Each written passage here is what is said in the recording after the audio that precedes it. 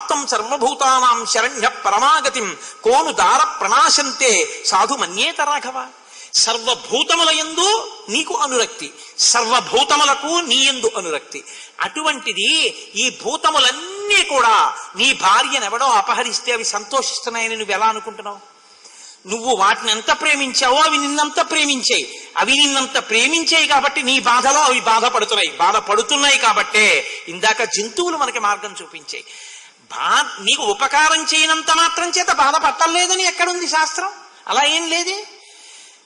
నీవు భూతములను ప్రేమిస్తున్నావు కాబట్టి అవి నిన్ను ప్రేమించి తీరుతాయి. కాబట్టి అన్నయ్య ఇప్పుడు వాటిని ఎందుకు చంపేస్తానంటున్నావు? సరిత సాగరాహ శైల దేవగంధర్వదానవాహ నాలంతే విప్రియం కర్తుం దీక్షితస్యేన సాధన. అన్నయ్య ఇక్కడ ఉన్నటువంటి నదులు, నదములు, సముద్రములు, పర్వతములు, దేవతలు, గంధర్వులు వీళ్ళందరికీ కూడా నీవే శరణ్యం. వీళ్ళందరూ కూడా నిన్నే శరణు వేడుతారు. ఎవరైనా ఉపద్రవం కల్పిస్తే రక్షించమని నిన్ను అడుగుతారు. అటువంటిది నువ్వే వాటిని చెనకితే వాళ్ళు ఎవరిని అడుగుతారన్నాయ? వాల్మీకి మహర్షి యొక్క ఈ శ్లోకాన్ని తీసుకుని లోకంలో కథ చెప్తుంటారు. వెనకటికి రామచంద్రమూర్తి ఏదో తవ్వుతూ గుణపం పెట్టి తవ్వుతూ ఉంటే ఆ గుణపం ఓ కప్ప మీద పడితే కప్ప ఏమనలేదు. అనకపోతే రాముడు చూసి అయ్యయ్యో నేను మరి గుణపం వేస్తున్నప్పుడు రామా నా మీద వేస్తున్నావు ఎందుకు అనలేదని అడిగట. నన్ను ఎవరైనా చెనకితే రామా నీకు చెప్పేవాడిని, నువ్వే చెనకితే నేను ఎవరికి చెప్పుకోనందిట కప్ప. అలా ఇవన్నీ నిన్ను శరణాగతి చేస్తాయి. అలాంటి నువ్వే వాటిని చంపేస్తే ఎవరికి చెప్పుకుంటాయన్నయ్య? లోకాలన్నిటిని నువ్వు లయం చేస్తావా? ఏన రాజన్ హృతా సీత తమన్వేషితుమర్హసి మద్వితీయో ధనుష్పాణి సహాయై పరమర్షిభి. అన్నయ్య ఇద్దరం కలిసి ధనస్సులు పట్టుకుని సీతమ్మని వెతుకుదాం, అంతేకాని నువ్వు ఇలా ఆగ్రహించకూడదన్నయ్య. అంటే శీలేన సామ్నా వినయేన సీతాం నయేన ప్రాప్యసి చేన్నరేంద్ర తతస్సముత్పాదయ హేమపుంఖై మహేంద్ర వజ్ర ప్రతిభై శరౌఘై. ఒకవేళ మనం ధర్మం పట్టుకుని ఓర్పుతో వెతికి వెతికి వెతికి వెతికి ఎంత వెతికినా సీతమ్మ కనపడకపోతే, మనం చెయ్యవలసిన ప్రయత్నం మనమంతా చేసిన తర్వాత కూడా ఎవ్వరూ మనకి సహకరించకపోతే అప్పుడు నువ్వు బంగారు ములుకులు పిడులు కలిగినటువంటి బాణాలని ప్రయోగితువుగానివి తప్ప అసలు ప్రయత్నమే లేకుండా వాళ్ళందరి మీద నేరం ఆరోపించి మనం చంపుతామంటే ఎలాగన్నాయా? కాబట్టి అటువంటి పని చేయకూడదు. మహతా తపసారామ మహతా చాసి కర్మణ రాజ్ఞా దశరథే నాసి లబ్ధోమృతం మివామరై. దేవతలు అమృతాన్ని పొందినట్టు యజ్ఞయాగాది క్రతువులు చేసి అశ్వమేధయాగం చేసి పుత్రకామేష్టి చేసి దశరథ మహారాజు గారు నిన్ను పుత్రుడిగా పొందాడు. ఇది దుఃఖమిదం ప్రాప్తం కాకుత్సన సహిష్యసే ప్రకృతశ్చల్ప అల్పసత్వశ్చ ఇతరక్క సహిష్యతి. అన్నయ్య ఇన్ని చదువుకున్నావు, వశిష్ఠ విశ్వామిత్రాది మహర్షుల చేత శిక్షింపబడినటువంటి బుద్ధి కలిగినటువంటి వాడివి, ఇంత పరాక్రమవంతుడివి, ఇంత తేజోవంతుడివి, ఇంతటి వీర్యవంతుడివి, నువ్వే కష్టాన్ని ఓర్చుకోలేక లోకాన్ని లయం చేసేస్తానంటే ఇంకా లోకంలో ఉన్న వాళ్ళు కష్టం అన్నది వస్తే ప్రాకృతమైనటువంటి మానవులు వాళ్ళు ఏం తట్టుకుంటారన్నయ్య? ఆ రోజున వాళ్ళ భార్య కనబడకపోతే రాముడు లోకాన్ని లయం చేశాడు, నేను మాత్రం కోపం వస్తే ఏం చేయకూడదని అడగరా? కాబట్టి అన్నయ్య కష్టాన్ని తట్టుకోవడంలో గొప్పతనం ఉంది, కానీ కష్టానికి విచలితుడు అయిపోతే ఎలాగన్నయ్యా? దుఃఖితో హి భవాన్ లోకాన్ తేజసాయది దక్షతే ఆర్తాహ ప్రజానరవ్యాఘ్ర త్వనుయాస్యంతి నిర్వృతిం ఆశ్వసి నరశ్రేష్ట ప్రాణిన కశ్యనాపద. అసలు ఈ లోకంలో ఆపద వచ్చిన వాళ్ళందరూ కూడా కనపడిన దాన్నల్లా దహించేయడం మొదలు పెడితే నువ్వు ఒక్కటి ఆలోచించు, లోకంలో ఆపద అన్నది రాని వాళ్ళు ఉన్నారా? మహాత్ములైన వాళ్ళు. ఎంతటి మహాత్ముడికి ఆపదొచ్చింది. లోకస్వభావయే వైష ఏయాతిర్నహుషాత్మజ గత శక్రేణ సాలోక్యం ఆనయస్తం తమస్పృశత్. నహుషుడి యొక్క కుమారుడైన యయాతి ఎంతో పుణ్యం చేసి చేసి చేసి చేసి చేసి చేసి దేవలోకానికి వెళ్ళాడు. ఇంద్రుడు స్వాగతం చెప్పాడు. ఎంత పుణ్యం చేశానో తెలుసా, నేను ఇంత పుణ్యం చేశాను కాబట్టి అమరలోకానికి వచ్చాను, వీళ్ళు నా అంత పుణ్యం చేశారా అన్నాడు అక్కడ ఉన్న వాళ్ళని చూపించి. నిన్ను నువ్వు పొగుడుకున్న మహాపాపాత్ముడివి కాబట్టి ఇక్కడ ఉండకూడదు, కిందకి వెళ్ళిపోని తోసేశాడు ఇంద్రుడు. అంత కష్టపడి పుణ్యం చేసుకున్న మహాత్ముడైనటువంటి యయాతి వెంటనే ఆపదని పొందలేదా అన్నయ్య? మహర్షిన్యో వశిష్ఠస్తు పితుర్న పురోహిత ఆహ్నాపుత్ర శతం యజ్ఞే తథైవాస్య పునర్హతం. మన కులగురువైనటువంటి వశిష్ఠ మహర్షికి ఒకే రోజు 9 పిల్లలు పుట్టారు. ఆ 9 పిల్లల్ని విశ్వామిత్రుడు తన యొక్క శాపవాక్కుతో ఒక్కసారి చంపేశాడు. 9 కొడుకులు ఒక్కరోజు చచ్చిపోయారన్నయ్య. వశిష్ఠ మహర్షి లోకాన్నంతటిని లయం చేశారా? యాచేయం జగతాం మాత దేవి లోక నమస్కృత అస్యాస్య చలనం భూమి దృశ్యతే సత్య సంశ్రమ. ఈ భూమి కష్టపట్టలేదా అన్నయ్య? ఎంత కష్టపడుతోంది ఈ భూమి, మన పాద తాడనములను సహించట్లేదు. అయినా ఎప్పుడైనా ఈ భూమి కోపం వచ్చి నేను కదులుతానని కనీసం కదులుతోంది అన్నయ్య? భూమి కదిలితే ఎంత ప్రమాదం వస్తుంది. యౌ ధర్మౌ జగతాం నేత్రౌ యత్ర సర్వం ప్రతిష్ఠితం ఆదిత్య చంద్రౌ గ్రహణం అభ్యుపేతో మహాబలో. ఈ లోకమంతా ఎవరి యందు ప్రతిష్ఠితమైందో, కాలము ఎవరి వల్ల నడుస్తోందో, ఈ లోకములన్నీ ఎవరి వల్ల పుట్టి ఎవరి వల్ల పెరిగి ఎవరి వల్ల లయమవుతున్నాయో అటువంటి సూర్యచంద్రులిద్దరూ రాహువు కేతువు అనబడేటటువంటి గ్రహముల చేత పర్వకాలముల యందు గ్రసింపబడుతున్నారు. అంత మాత్రానికి వాళ్ళు కోపగించుకుని లోకాల్ని లయం చేస్తున్నారా అన్నయ్య? ఆపద వచ్చిన వాళ్ళందరూ ఇలా విచలితులైపోతే తద్విధాన హి శోచంతి సతతం సత్యదర్శిన సుమహత్స్యపి కృచ్ఛ్రేషు రామ నిర్విణ్ణ దర్శనా. లోపల కదిలిపోకుండా నిలబడగలిగినటువంటి జ్ఞానమున్నటువంటి రామచంద్ర బాగా ఆలోచించు. శోకము కలిగితే ఇలా కదిలిపోతారా? శోకము కలిగితే నిలదొక్కునే ప్రయత్నం చేసి ధర్మ మార్గంలో ఇంకా నడవలసి ఉంటుందా? కాబట్టి నువ్వు బాగా ఆలోచించు. ఆపద వస్తే కదిలిపోకూడదు కదా అన్నయ్య. ఇంత ఘోరమైన ప్రతిజ్ఞ చేసి లోకాల్ని లయం చేస్తావా? నాకు ఇది చెప్తుంటే ఒక విషయం జ్ఞాపకానికి వస్తోంది. అంత కష్టపడి ద్రౌపది 5గురికి భార్య అయి 5గురికి సంతానాన్ని కంది. కురుక్షేత్ర యుద్ధం పూర్తయింది. ఇప్పుడు ద్రౌపది యొక్క బిడ్డలలో ధర్మరాజు గారికి కలిగినటువంటి వాడు పట్టాభిషేకం చేయబడతాడు.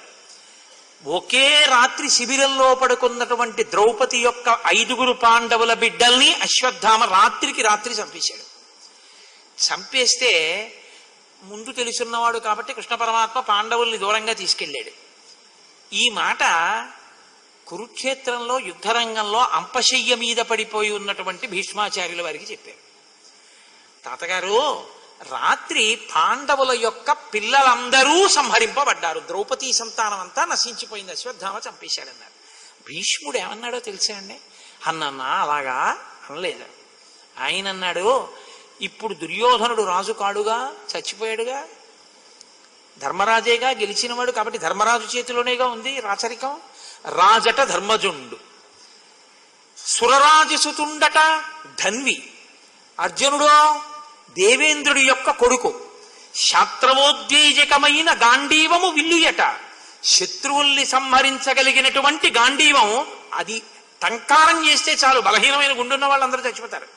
అటువంటి టంకారము చేయగలిగినటువంటి గాంధీవము ధనస్సు, సారథి సర్వభద్ర సంయోజకుడైన కృష్ణుడట, అందరినీ రక్షించగలిగినటువంటి కృష్ణ పరమాత్మ అర్జునుడికి సారథి.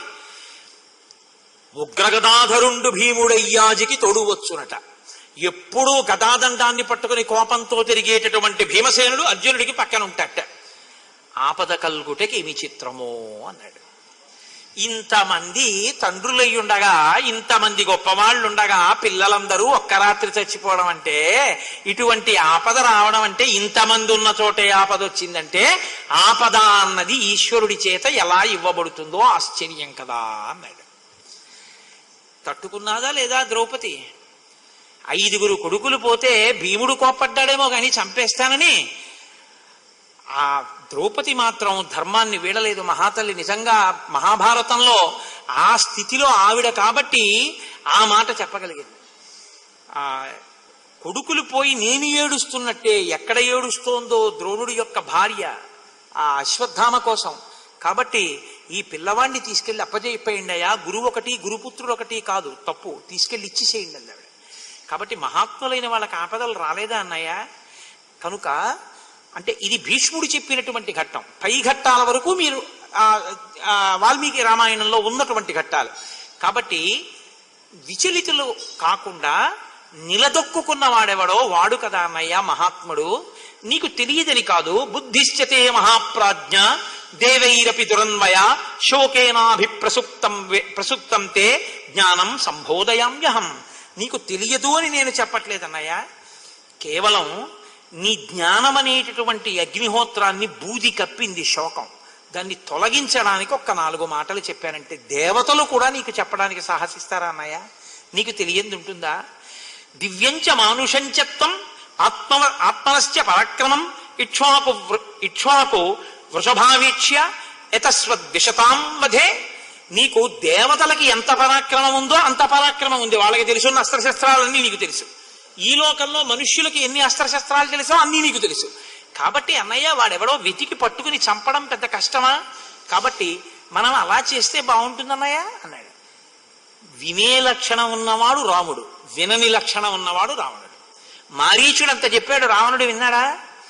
తమ్ముడు నీ తప్పు వల్లరా ఇంత ఇబ్బంది వచ్చిందని ఏ రాముడు అన్నాడో ఆ లక్ష్మణుడు చెప్తే రాముడు అన్నాడు, పూర్వజోప్యుక్త మాత్రస్తు లక్ష్మణేన సుభాషితం సారగ్రాహీ మహాసారం ప్రతిజగ్రాహ రాఘవ.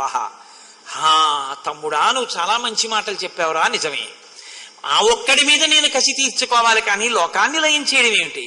చూశావా, నన్ను శోకం కదిపిందని, పద మన ఇద్దరం కలిపి వెతుకుదాం అన్నాడు. ఇది రాముని యొక్క గొప్పతనం. నేను మీతో మనవి చేసింది ఇదే. మాట విన్నవాడు గొప్పవాడు తప్ప మాట చెప్పినవాడు గొప్పవాడు కాడు. మాట చెప్పినవాడి గొప్పతనం విన్నవాడి వల్ల నిలబడుతుంది. ఏమయ్యా, నేను చెప్తున్నాను, నా పెద్దరికం ఏమైపోతుంది, లోపలికి వెళ్ళు అన్నాడు అనుకోండి. నీ పెద్దరికం మంట కలిసిందే, ఊరుకోయా పక్కకి వెళ్ళి అన్నాడు అనుకోండి. ఏమైంది వీడి పెద్దరికం? పెద్ద చెప్పొచ్చావులు, ఏమయ్యా నువ్వు విడితే ఏదో పని అవుతుందన్నావు, నీ గడ్డి పరక్ కింద తీసేసాడంటారు. ఆయన గౌరవం కూడా పోయిందా లేదా? ఆయన గౌరవం ఎప్పుడు నిలబడుతుందంటే ఆయన గౌరవాన్ని నిలబెట్టేవాడు ఉంటేను కదండి.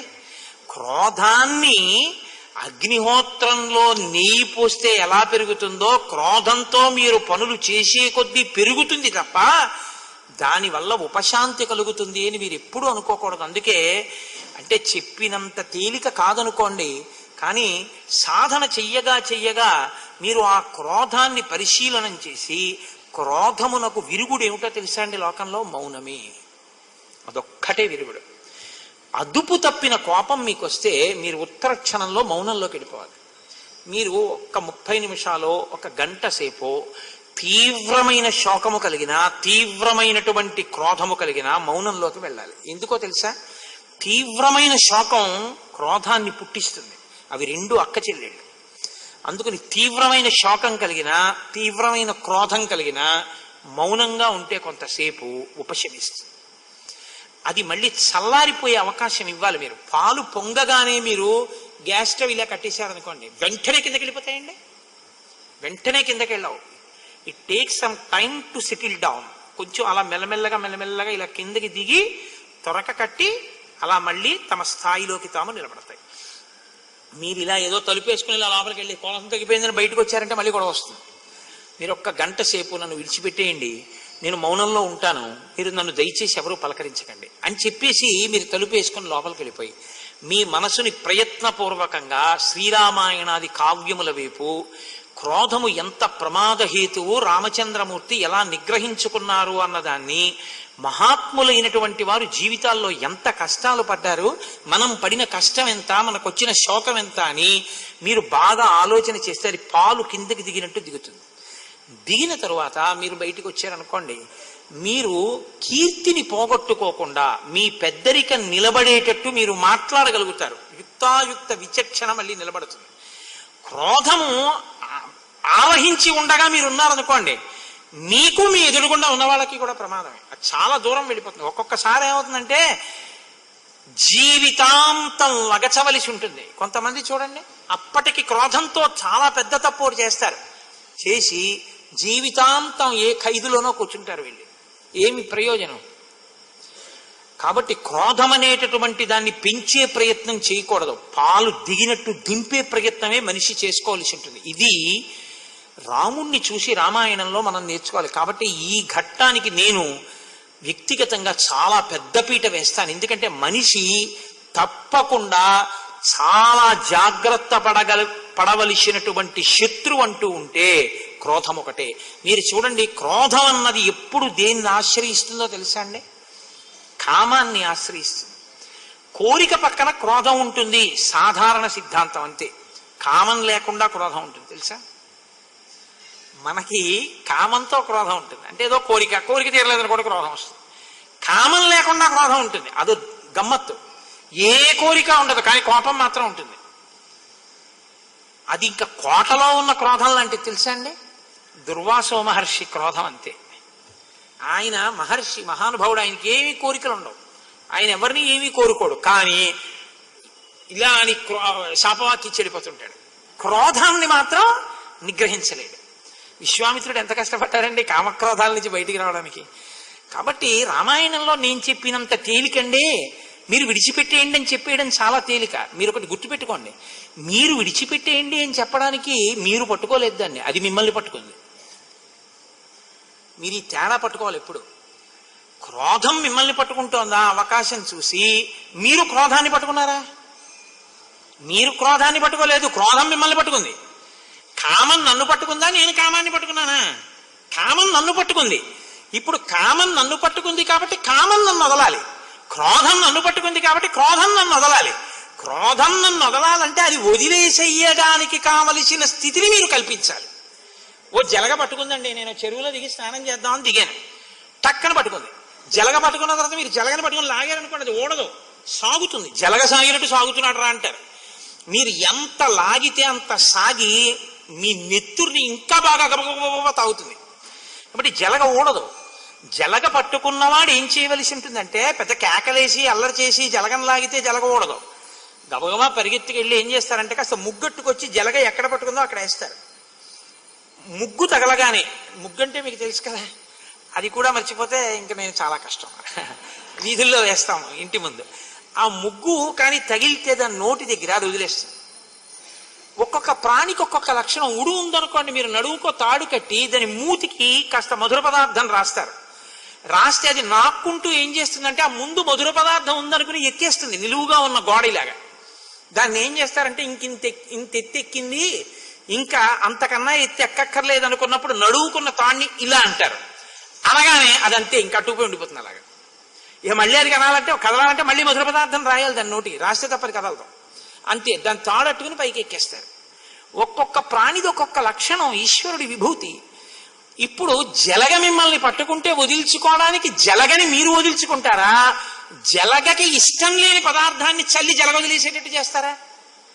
జలగకి ఇష్టం లేని మీరు చల్లాలి చేస్తే జలగ వదిలేస్తుంది.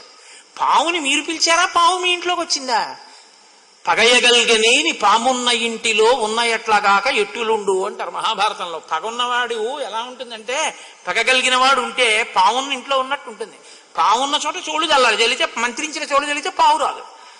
క్రోధం మిమ్మల్ని పట్టుకుంది కాబట్టి ఇప్పుడు క్రోధం వదలాలంటే క్రోధం ఉండడానికి వీలు లేని పరిస్థితి మీరు కల్పించాలి. అది కల్పించడం హఠాత్తుగా క్రోధం వస్తుంది కానీ హఠాత్తుగా మీరు కల్పించలేరు. కాబట్టి మీరు దానికి సమయాన్ని ఇవ్వాలి. సమయాన్ని ఇవ్వాలంటే మీరు మౌనంలోకి వెళ్ళాలి. ఇది శ్రీరామాయణంలోంచి మనుష్యుడుగా బ్రతకడానికి చేసినటువంటి గొప్ప ఉపదేశం. ఈ ఘట్టాన్ని ఆధారం చేసుకునే మనిషి తన జీవితాన్ని మలుచుకోవలసి ఉంటుంది. అప్పుడే లోకం రామరాజ్యం అవుతుంది. అందుకే రామాయణం ఎంతకాలం చెప్పబడుతుందో, రామాయణం ఎంతకాలం వింటారో అంతకాలం మనుష్యత్వం ఉంటుంది అనడానికి కారణం అదే. కాబట్టి ఇప్పుడు ఇద్దరూ కలిసి వెతకడం మొదలు పెట్టారు. చాలా సంతోషించాడు రామచంద్రమూర్తి. తన యొక్క కోపాన్ని విడిచిపెట్టేశాడు. విడిచిపెట్టేసిన తరువాత వాళ్ళు అటుగా వెడుతుంటే తత పర్వత కూటాభం మహాభాగం ద్విజోత్తమం దదర్శ పతితం భూమౌ క్షతజార్ధ్రం జటాయుజం తం దృష్ట్వా గిరిశృంగాభం రామో లక్ష్మణమబ్రవీత్ అనేన సీతా వైదేహి భక్షితానత్ర సంశయః గృగ్రరూపం జిదం రక్షో వ్యక్తం భవతి కాననే భక్షయిత్వా విశాలాక్షీం అస్తే సీతాం యథాసుఖం అస్తే సీతాం యథాసుఖం. ఎదురుగుంట జటాయువు కనపడింది. నెత్తుటితో ఉంది, నోట్లోంచి నెత్తురు నురుగు వస్తున్నాయి. దూరం నుంచి చూశాడు రాముడు. ఆయన హృదయమునకు స్వస్థత ఇంకా పూర్తిగా కలగలేదు. ఆయన ఎక్కడ నెత్తురు కనబడ్డా అది సీతమ్మ నెత్తురే అన్న భావనలో ఉన్నాడంటే నేను మీతో మనవి చేశానుగా, అలా ఉండొచ్చా అండి? నరుడి కథ. ఎక్కడ అతి ప్రీతి ఉందో అక్కడ ప్రమాదాన్నే శంకిస్తుంది. కాబట్టి ఆయన అన్నాడు, ఈ జటాయు రాక్షసుడు పక్షి రూపంలో మనకి చెట్టు మీద కనపడ్డాడు. ఇప్పటి వరకు అసలు జటాయువుకి అప్పచెప్పాను కదా, ఏడని ఆయన అడగలేదు. అంటే ఆయన శోకంలో మరిచిపోయాడు జటాయువు గురించి. ఇప్పుడు కనపడగానే ఏమనుకున్నాడంటే నెత్తురు చూసి, ఈ రాక్షస రూపంలో ఉన్న పక్షియే మన మిత్రుల్లా ఇన్నాళ్ళు మనతో ఉంది, మన ఇద్దరం బయటికి వెళ్ళగానే మీ ఇద్దరూ వెళ్ళాక రక్షిస్తానని అందుకే చెప్పింది అరణ్యకాండలో. కాబట్టి ఇప్పుడు మన ఇద్దరం వెళ్ళగానే ఇది సీతని తినేసింది. అందుకే నెత్తురు ఒళ్ళంతా ఉంది. చూడు ఇక్కడికి వచ్చి పడుకుంది, ఇక్కడికి వచ్చి కూర్చునింది. రథం ఎక్కడిది మరి, కవచం ఎక్కడిది? లేవు. ఎందుకు లేవు? మళ్ళీ వెంటనే పైకి రేగింది క్రోధం. కాబట్టి ఇప్పుడు దీన్ని చంపేస్తున్నానన్నాడు అని ఒక బాణాన్ని ధనస్సులో సంధించి గబగబగబగబా జటాయువు వైపుకి గురిపెట్టి విడిచిపెట్టబోతున్నాడు. వెంటనే ఆ జటాయు అంది, సీతాం ఆదాయ వైదీహీం ఉత్పపాత విహాయసం రక్షసా నిహతం పూర్వం నమాం హంతుం త్వమర్హసి. మాటాడలేక గొంతు పెగల్చుకుని ఆ జటాయు అంది, ఒక రాక్షసుడు సీతమ్మని ఆకాశ మార్గంలో తీసుకెడుతూ ఆమెని రక్షించే ప్రయత్నం చేస్తే రామా నన్ను చంపేశాడు, ఇక నువ్వు నన్ను మళ్ళీ చంపవద్దు అంతే. వెంటనే ఆ ధనస్సు వదిలిపెట్టేశాడు.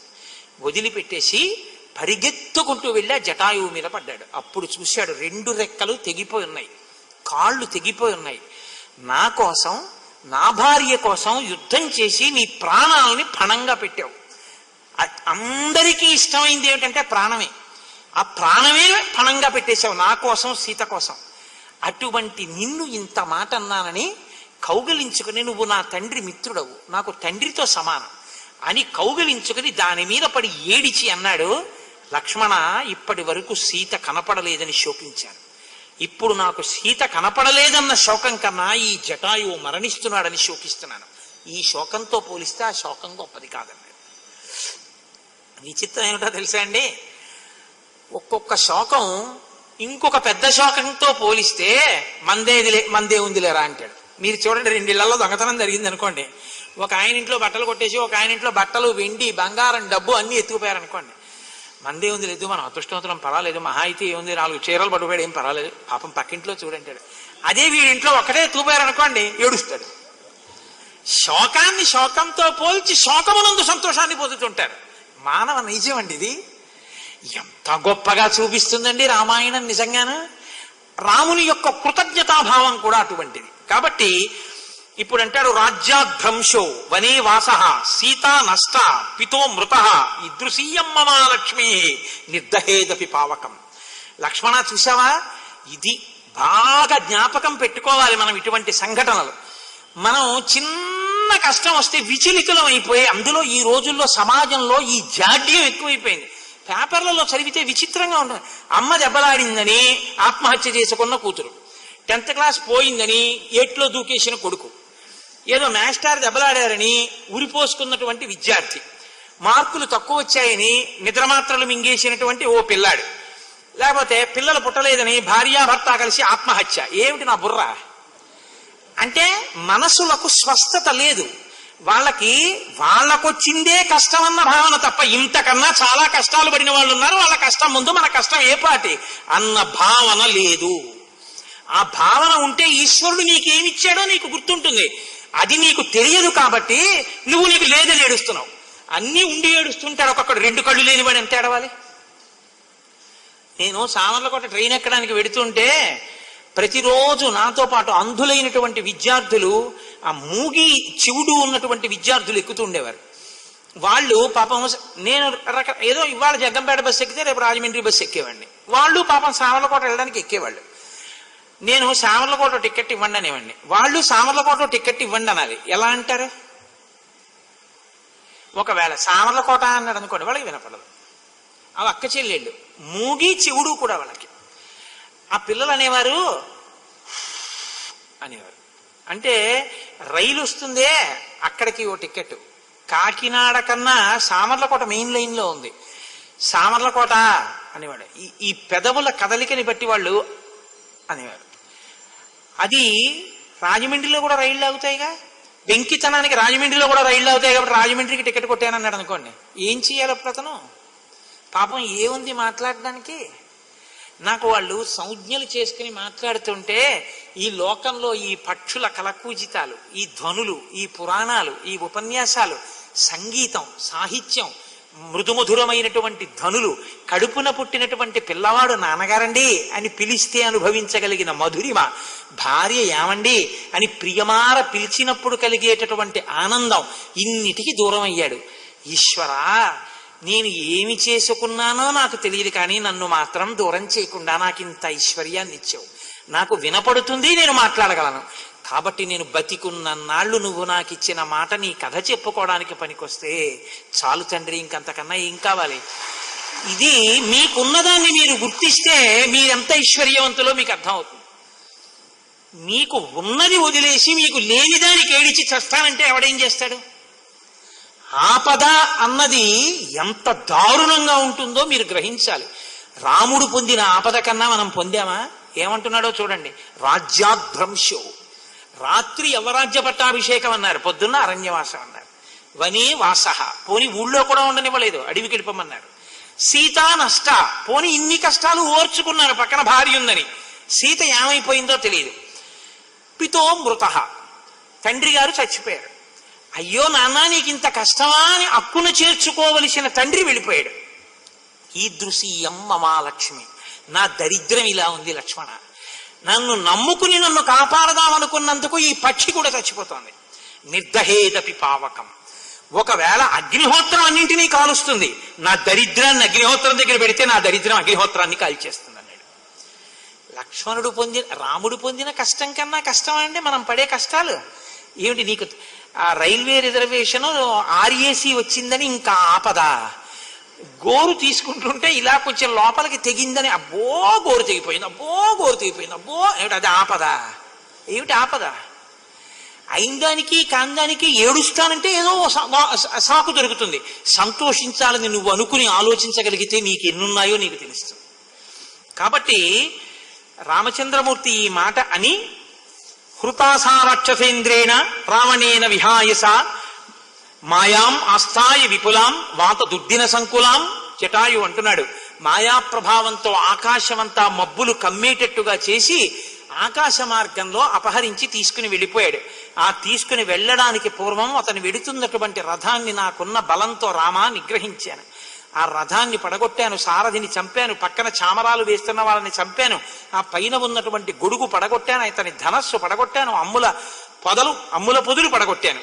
కానీ అతను యువకుడు, బలవంతుడు, ఆయుధములున్నవాడు. నేను వృద్ధుడనైపోయిన పక్షిని, వెళ్ళి నిన్ను తీసుకొచ్చే సమయం లేదు. నా చేతనైనంత పోరాటం చేశాను, కానీ నా రెక్కలు నరికేశాడు, నా కాళ్ళు నరికేశాడు. ఇక్కడ పడిపోయి నీకు ఈ వార్త చెప్పి ప్రాణం విడిచిపెడదామని కంఠంలో ప్రాణం పెట్టుకుని ఉన్నాను అంటూ ఉండగా మాంసముతో కూడినటువంటి నెత్తురు నురుగు కక్కి పక్కకి ఒరిగిపోతుంటే రాముడు ఆ పక్షి తలని చేత్తో పట్టుకుని, నా తండ్రి లాంటి వాడివి, నాకింత మహోపకారం చేశావు, నువ్వు వెళ్ళిపోతే నాకెవరు చెప్తారు? కాబట్టి నాకు చెప్పు ఎవరు పట్టుకెళ్లారు? అతనికి నేను చేసిన అపరాధం ఏమిటి? ఆ రావణుడు నా మీద ఎందుకు క్రోధం వహించాడు? ఎటు తీసుకెళ్లాడు? ఎలా తీసుకెళ్లాడు? ఎందుకు తీసుకెళ్లాడు? ఇన్ని ప్రశ్నలు ఇస్తున్నాడు. ప్రాణోత్క్రమణం అయిపోతోంది, చెప్పాలని తాపత్రయం ఉంది. కాబట్టి ఆఖరణ అన్నాడు, జ్యోతిష శాస్త్రం రామాయణం, మహానుభావుడంత ప్రాణం పోతూ కూడా యానయాతో ముహూర్తేన సీతాం ఆదాయ రావణ విప్రణష్టం ధనం క్షిప్రం తత్సామి ప్రతివజ్యతే విందోనామ ముహూర్తోయం సచ కాకుత్స నాబుధత్. నాయన, విందము అనబడేటటువంటి ముహూర్తంలో అపహరించాడు రావణుడు నీ యొక్క పత్ని అయిన సీతమ్మని. పత్ని ధనం అర్థం, ఆమె వలననే సంతానం కలుగుతుంది. కాబట్టి నీ భార్యని ఆయన ఆ ముహూర్తంలో అపహరించాడు కనుక నీ భార్య నీకు దక్కుతుంది. ఆ ముహూర్తంలో ఎవడు అపహరించాడో వాడు తన ప్రాణములను కోల్పోతాడు. కాబట్టి రావణ సంహారం జరుగుతుంది, నీకు నీ ప్రియ భార్య దక్కుతుంది. కాబట్టి నువ్వు ఏమీ బెంగ పెట్టుకోవద్దు అని చెప్పి, పుత్రో విశ్రవస సాక్షాత్ భ్రాత వైశ్రవణస్య చ ఇత్యుక్త్వా దుర్లభాన్ ప్రాణాన్ ముమోచ పతగేశ్వర. అన్ని ప్రాణులకు అత్యంత విలువైనదేదో ఆ ప్రాణములను ఆఖరణ అతి కష్టం మీద వాక్కుగా మార్చి విశ్రవసో బ్రహ్మ యొక్క కుమారుడు, కుబేరుడి తమ్ముడు, రావణ నామధేయుడు నీ భార్యని అపహరించాడు అన్న వాక్యాన్ని పూర్తి చేసి నోటి వెంట చటుక్కన మాంసముతో కూడిన